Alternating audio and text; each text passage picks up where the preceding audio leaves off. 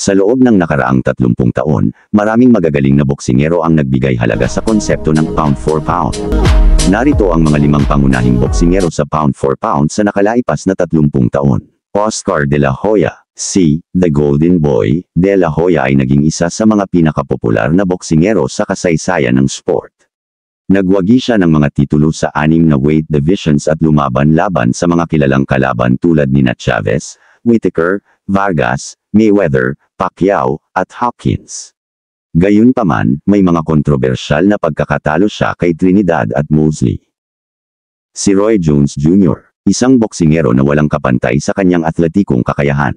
Sa kanyang tuktok, napanalo niya ang mga division ng middleweight, super middleweight, at light heavyweight.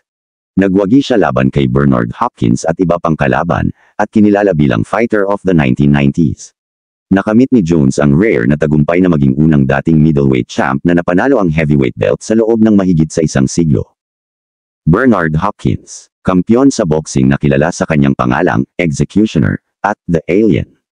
Naging tanyag siya sa pagtalo kay Felix Trinidad at Oscar De La Hoya sa edad na 36 at patuloy na napanalo ang mga laban hanggang sa kanyang 40s laban kina Antonio Tarver, Winky Wright at Kelly Pavlik.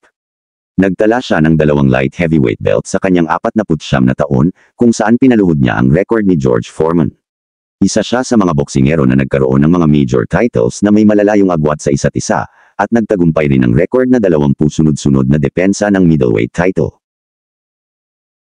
Floyd Mayweather Jr. Walang dodang si Mayweather ang pinakamayamang boksingero, may generasyonal na kahusayan, at isang all-time great na depensor.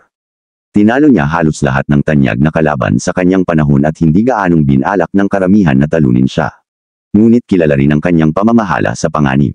Pagkatapos magpakita ng kasaysayang dynamic noong dekada 1990s at maagang 2000 si Pretty Boy Floyd, kasama ng magaan na scorecards laban kay Jose Luis Castillo, ang nagdala sa kanya sa 50-0.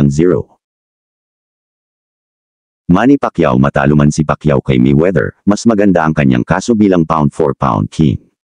Pacman, 2 ng Agosto taong 62, ay tinalo ang mga legend sa kanilang kasikatan, Juan Manuel Marquez, Marco Antonio Barrera, Eric Morales. Tinalo ang mas maraming kilalang welterweight kaysa kay Mayweather, at hindi lamang siya ang nag-iisang 7-division champion ng boxing kundi pati na rin ang tanging 8-division champ nito. Ang pagsusuko kay Keith Thurman sa kanyang unang talo, sa edad na 40, ay nagpapalakas pa sa record ng Pilipinong boksingero.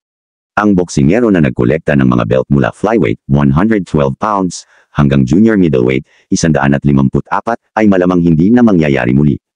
Ang wipeout ni Pacquiao kay Miguel Cotto noong 2009 ay marahil ang pinakamataas na yugto ng dekada na ito, at kung naganap ang Maypac noong 2010 sa halip na 2015, malaki ang tsansang mananalo si Pacquiao.